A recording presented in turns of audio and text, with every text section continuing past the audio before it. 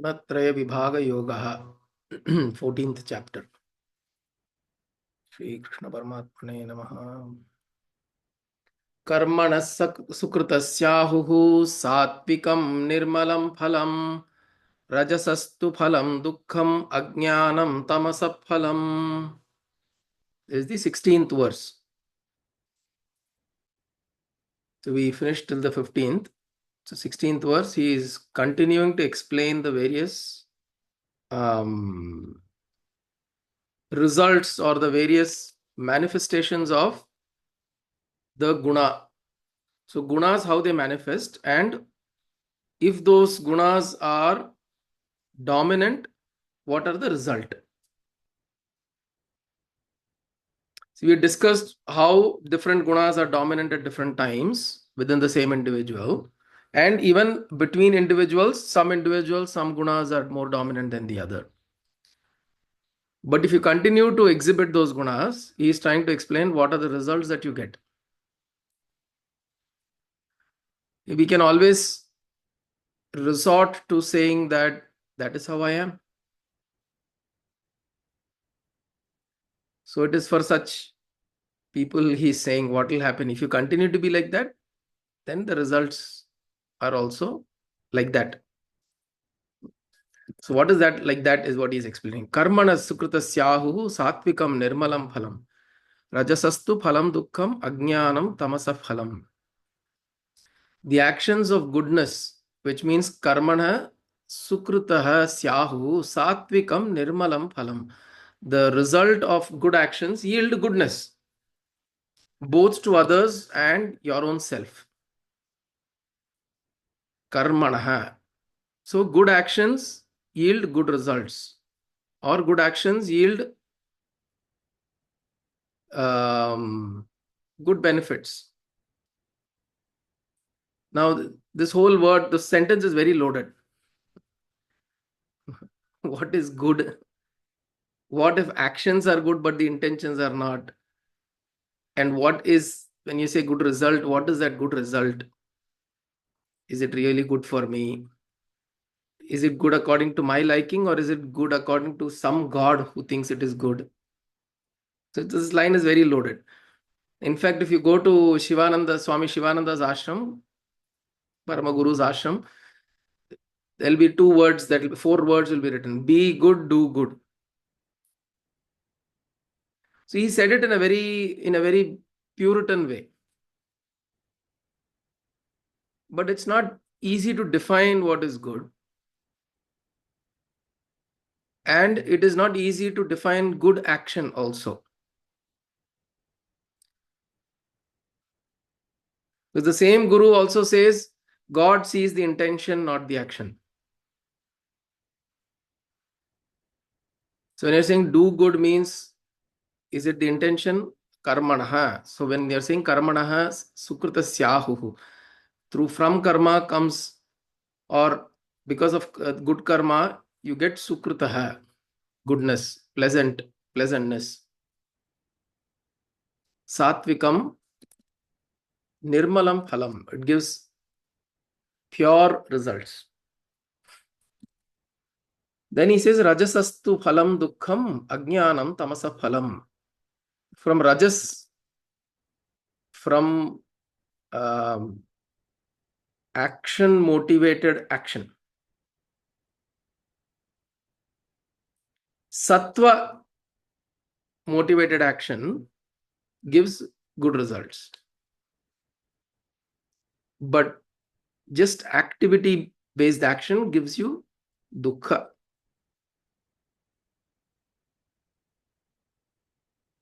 So that is the difference between first one is about intention. The second one is about just action. Compulsively you're doing some action. It will give you dukkha. Rajasaha. The definition of Rajasa was there much earlier, right? In the previous verses, Bhagavan Krishna described what is Sattva, what is Rajas, what is Tamas. So now the assumption is we get a sense about what it is. Rajas means compulsive action. So how do you describe Sattvikam action and Rajasic action? How do you define the two? How do you describe the two? And then he's saying, Ajnanam tamasa phalam. The actions of tamas, ignorant action, results in darkness. Ajnanam. So actions can be threefold: good action, compulsive action, and improper action.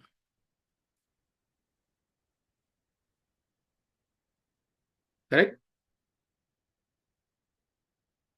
So which means every action that we do, what is the intention behind it? But a lot of times we also fall into this trap. We'll say, I intended the right thing. If it did not reach correctly, what can I do? We also take away the responsibility of, you can't really determine what may happen to the person or the event, whatever you're doing, that action, you cannot determine the outcome. But you can't be completely devoid of the responsibility of the outcome either. You have had the best of intentions.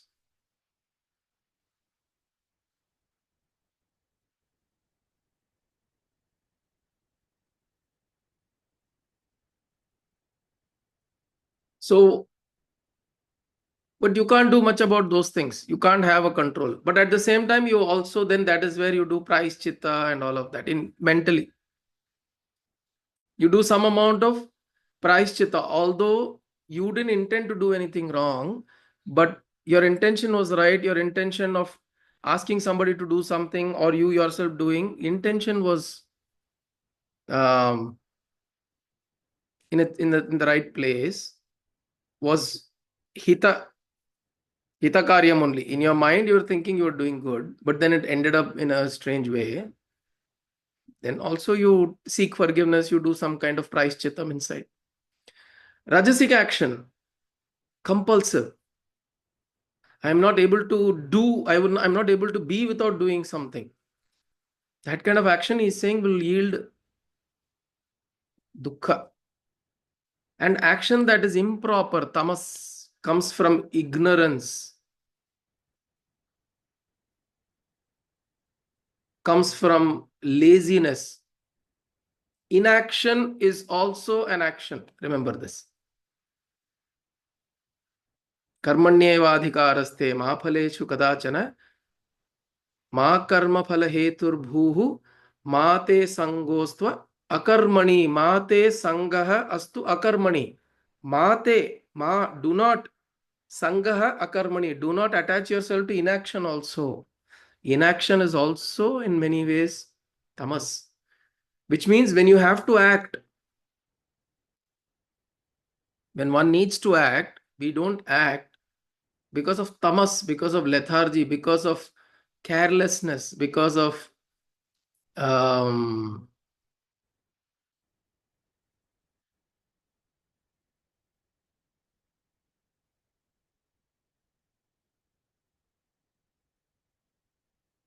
it's very difficult to differentiate, correct, in our lives. How do you differentiate this? Because we are driven by our moods, our emotions, our feelings, our thoughts. Every action I have to do,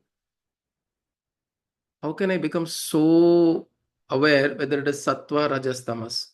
It is very difficult.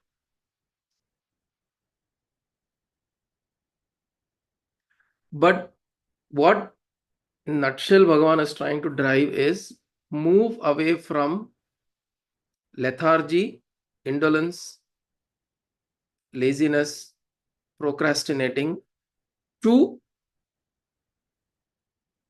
aware action. So the journey is from that to aware action, because in between you have rajas, which is compulsive action. There may be people who are very active but compulsively. Sometimes you feel why mudindu, because a lot of times they can cause more disharmony in the environment by action. Adukku, if you don't do anything, if you're lazy, you're quiet, it's better off, because you're at least not causing harm to others. So the whole idea is Bhagavan is moving us from that to aware action. Because Rajas is going to give you dukkha. Tamas is going to keep you in ignorance and darkness. Tamas will keep you there, dull, lazy. Sattva will give you good results. But then he will go to see Gunatita. He will talk about Gunatita. But then right now he is saying it is better to move in this direction.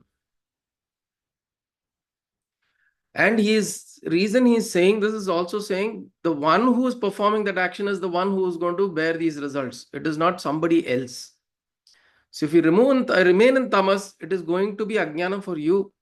If you're going to remain in rajas, it is going to be dukkham for you, not somebody else. So move towards sattva. Move towards right intention. Do good, be good.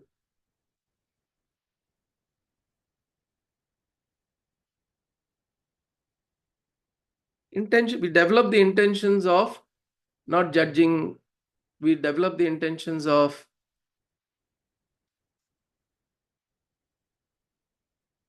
people are out there to get to me.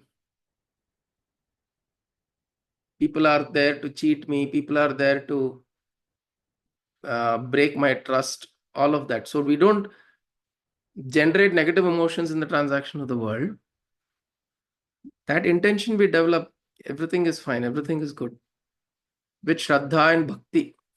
See, a lot of these things go together. You can't get to a Sattva state without Shraddha and Bhakti in some form. You have to have some Shraddha that things are taken care. You have to have some Bhakti that I leave whatever is happening to the Almighty. Without Shraddha and Bhakti, going towards Sattva is not possible. You become compulsive. You have to do something because you think you have to do. Right? So 16th verse, he says that about karma. Then he says, Sattvat sanjayate jnanam rajaso lobha evacha pramadam pramada mohau tamasaha bhavatah ajnanam evacha. So from sattva, what rises is jnanam. The more and more sattva we do. So try to repeatedly relate this back to ourselves. Sattva sanjayate jnanam means what? From sattvam comes jnanam means what? The more and more we remain in sattva, there is a place called Al Sattva here in Dubai. When I saw that place, that street, All Sattva. I saw that place, I said like, wow, what such a beautiful, beautiful place. Al tamas. Al Tamasa. Al Rajasa, Al Tamasa. So, the more and more we move towards Sattva, the more and more there is understanding that develops. This is what he's saying. And one has to experience it. One has to experiment with it. Because the more rajas we are in, what he's saying, rajasa lobha evacha. Rajasa leaves only greed. Greed in what kind? In every kind.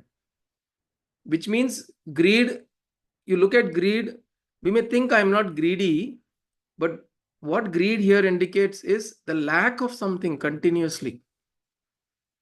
I lack something. No, not enough. This is not enough. This is not enough. That is greed. Wanting something on the outside. So wanting something on the outside is a rajas, quality of rajas. So I think from rajas rises greed. And from tamas, ajnanam, pramada, negligence, moha. Moha is delusion. Delusion is we think we know. Or whatever we think is right. We think whatever I think is right. We are not open to receiving. When that happens, delusion, moha. whatever I think is correct. You see, a lot of people go through this battle. They either go into depression where they think that whatever I do, whatever I say, whatever I think is wrong. And battling that depression, they go to the other end. The other end is whatever I think is right, whatever I say is right, whatever I do is right. Observe this. You will see people, you will see yourselves also. A lot of times we oscillate between the two because we think, because the world says you have to think positive, you have to be positive, you have to think that you have to improve your self-esteem, then we immediately jump to the other end. And what is the other end? We become arrogant. A lot of times you will have seen people that this person, how he was, how he has become. Avana nee அப்படின்னு சொல்லி, a lot of times we come across people. You're so gentle. Whenever anything we tell, he will not resist. But then he's in a mild state of depression. Such a person, when they grow, they jump to the other side. They'll resist everything. They'll want to prove they're right in everything. They'll want to show that what they're saying is right, thinking is right. And they suffer that. Moha. This is moha. So he says, from sattva comes jnanam, from rajas comes um, um, from rajas comes lobha, greed. From tamas comes moha, delusion.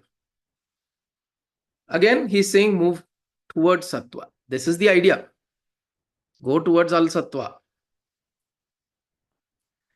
So by moving in that direction, you will find yourself in a better place. That is what he's trying to explain.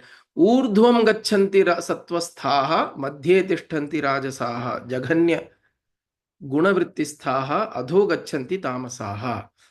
So from a direction he is saying sattva moves upwards, rajasa stationary, tamasa goes downwards. Which means sattva is something that raises you, it elevates you. Rajas, you probably be status quo. Tamas takes you further negative, further down. And this we will notice later, he will say, this sattva, rajas, tamas is there in everything. In music, you listen to music. You'll know what music is sattva, what is rajasic, what is tamasic. We can experience this, right? The gunas, you can experience it very nicely in music. You know when you listen to a music, when you know when it is elevating. You listen to some music, you know it is it feels like waste. It doesn't add any value. And then there is music that you feel like it's really degenerative to you. Means it has a repressive effect on you. We can feel this with music.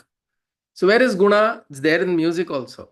See, that is what he is saying. Trigunas everywhere. Gunatraya. The whole creation is made of the three gunas. And if you notice, a lot of times the association also is dominant. Whatever is your dominant guna, you will associate with such dominant things in the world. So this is also another way to look at it. What am I associating myself with? What is it that I am bringing myself into sangha with? Based on that, we will also understand what are the gunas that are dominant within us.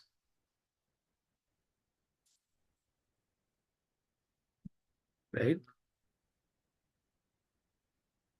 Even look at your, this just for this thing I'm saying, even when you look at what we do. For example, if you're looking at the internet as an example, what are the videos on YouTube we get drawn to?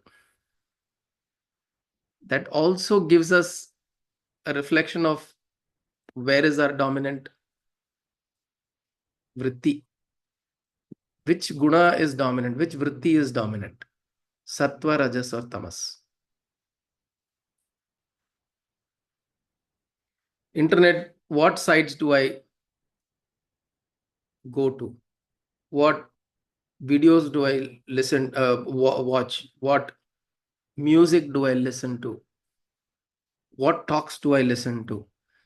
See, there are people who listen to, a lot of people listen to a lot of motivational talks, political talks. Very rajasic.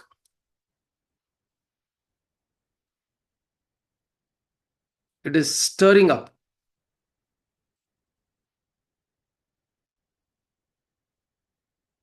Nation wants to know. Talk the talk. Famous online. Correct. I didn't tell his name. Nation wants to know. Only that guy wants to know. But you're stirring up. So much atrocities happening against Brahmins. Chumma ukkandu, why are you studying Vedanta? Go, beat, do this, do that. Send hate messages in WhatsApp. Stirring up.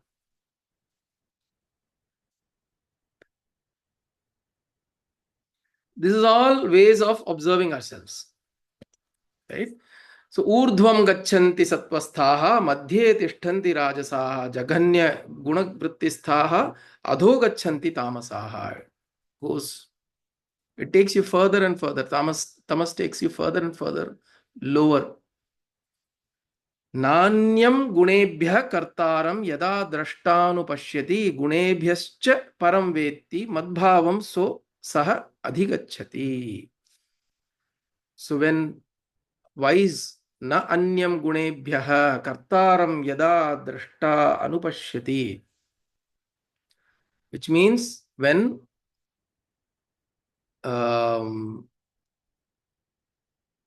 one learns to see that all these actions that are occurring are nothing but the work of the three gunas. There is actually no I that is doing all of this. It's just the work of the three gunas.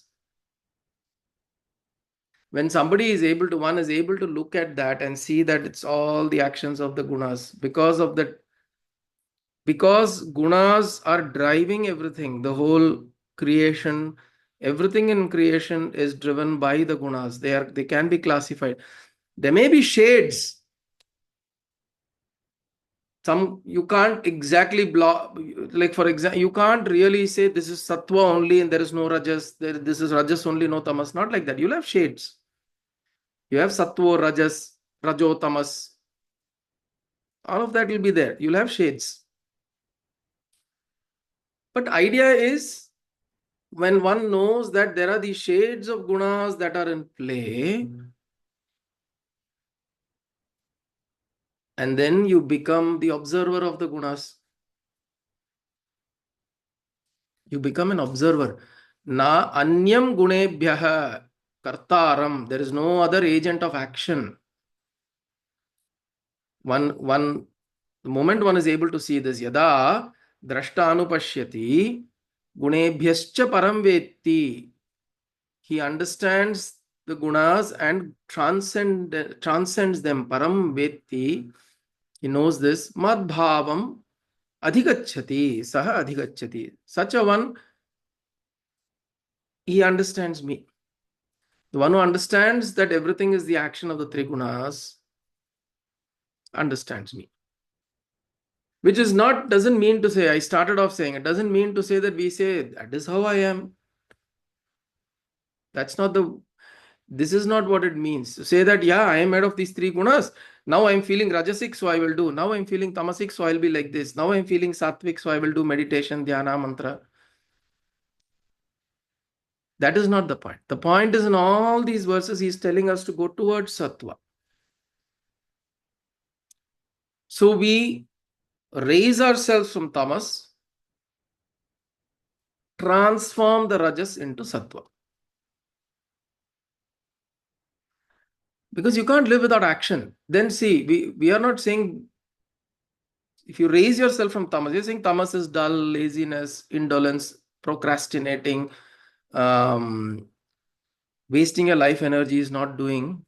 And you say, okay, doing is better, but that doing should be transformed. Satvikam karma. So that transformation has to happen. The actions that we do, if you raise yourselves from tamas and bring ourselves to rajas, but also manage in a way that we don't go to extremities of being compulsive, because keeping our eyes on sattva, we move in that direction, and then knowing that the body is acting based on gunas. Knowing this, one attains to me or one understands me. Right? And then he goes on to say, gunan etan atityatreen dehi deha samudbhavan janma mrityu jara dukkhaihi vimuktah amrutam ashnute. So the one who is gunan etan, these gunan, one who goes atitya. Atitya is beyond the three gunas. Dehi deha samudbhavan. These gunas are, he knows that it's born out of this body. The body means what? The body mind complex. Physical that we are, the body plus mind, it's rising from there. One who knows that janma, mrityu, dukkha, jara, janma, mrityu, jara, dukkhaihi, from all of this, he is released, he gets liberated. Amritam ashnute, attains to amrita, immortality. What is janma, dukkha, jara, vyadhi? Dukkha, janma, mrityu, jara, dukkha. So janma is birth, death, disease, old age, and pain. So you come out of the cycles of these. Correct. Janma, mrityu, jara, vyadhi.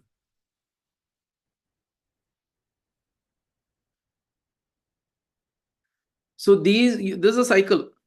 Janma, mrityu, in between there is old age and then disease. So we break this cycle. He's saying one who's able to see that this is all the play of the gunas. Which means also what? Don't try to fix them. See, he is nowhere is saying try to fix the gunas.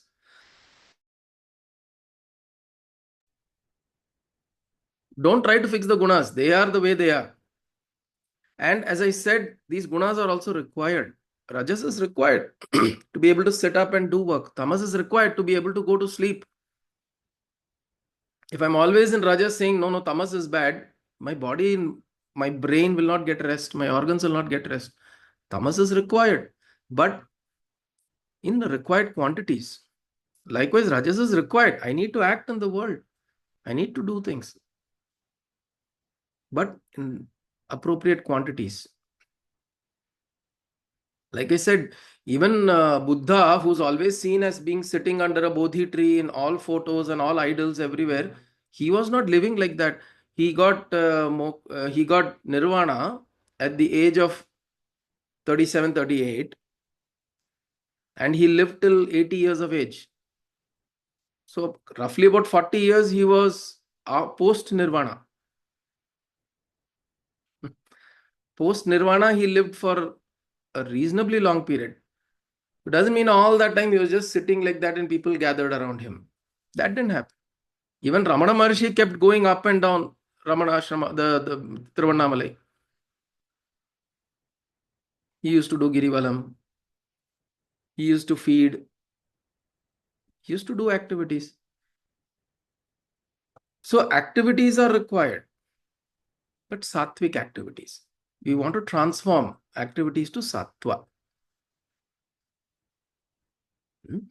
So with that, he is saying, Janma mrityu jara dukkaihi vimukto amritam ashnute. Saying you reach to amritam. And then the next verse is Arjuna is asking, give me a glimpse of how does one look. Maybe we'll just look at the question and then we'll pick up Bhagavan's response in the next session. He's saying, how does one appear? One who you're talking about, such a person, Etan, such a person, how does he appear? He says, Kai lingaihi, what are the symbols or what are the signals? What are the symptoms or what are the indications for me to know? Trin gunan etan atitah bhavati prabho, the one who has transcended all these three gunas. Kim acharah, how does he transact with the world? Katham chaitan, what is his how is he? Katham cha etan, how is he? Trin gunan ativartate.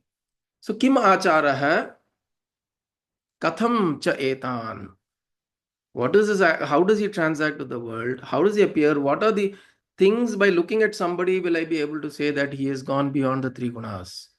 What are those lingaha? Lingaha is those indications.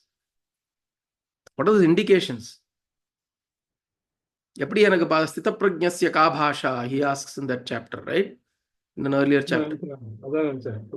Sthita prajna kya bhasha, kim vajet, kim enadu nothuvaru. எப்படி இருப்பா, எப்படி பேசுவா, எப்படி நடந்துப்பா, எப்படி நடந்துப்பான்னு கேட்டுப்பாரு. Correct. So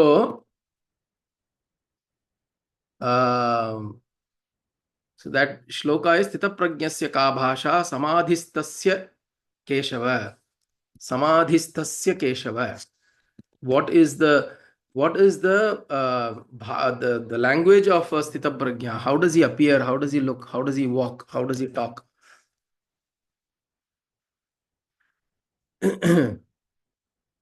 So this is the same question he is again asking now. So one who is gone beyond the three gunas, how does such a person appear, or how do I know? How would I know? Now, of course, it's not an easy answer. He'll, of course, give an answer which will appear very easy, but it's not an easy answer. It's very difficult for somebody like us to recognize someone who's a sthita prajna. You have to be in his proximity, his or her proximity.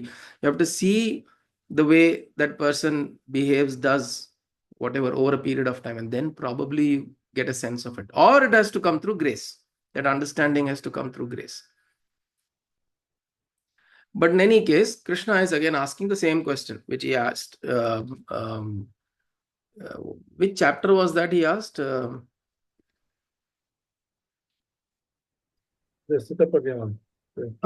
think second chapter, correct. He asks in the second chapter, correct.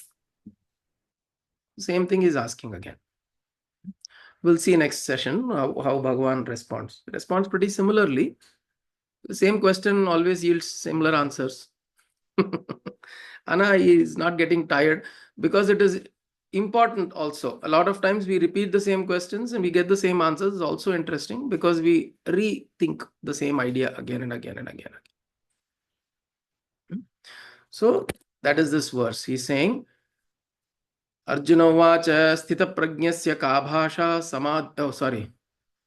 which one is this? Arjuna vacha कैर्लिङ्गै स्त्रीन् गुणान् एतान् अतीतो भवति प्रभो किमाचार कथं चैतान् स्त्रीन् गुणान् अतिवर्तते. And this one is also similar, right? The prajnasya ka bhasha samadhisthasya keshava sthitadhi kim prabhasheta kimasit vrajeti kim. How does he walk? How does he talk? How does he sit? How does he appear? So these are the questions. So we'll see next week. Astu. Om kayena vacha manasendriyerva buddhyatmana va prakrite svabhavat करोमि यत् सकलं परस्मै नारायणायेति समर्पयामि सदाशिवायेति समर्पयामि जगदम्बिकेति समर्पयामि सद्गुरुनाथायेति समर्पयामि हरि ओम तत्सद्गुरुभ्यो नमः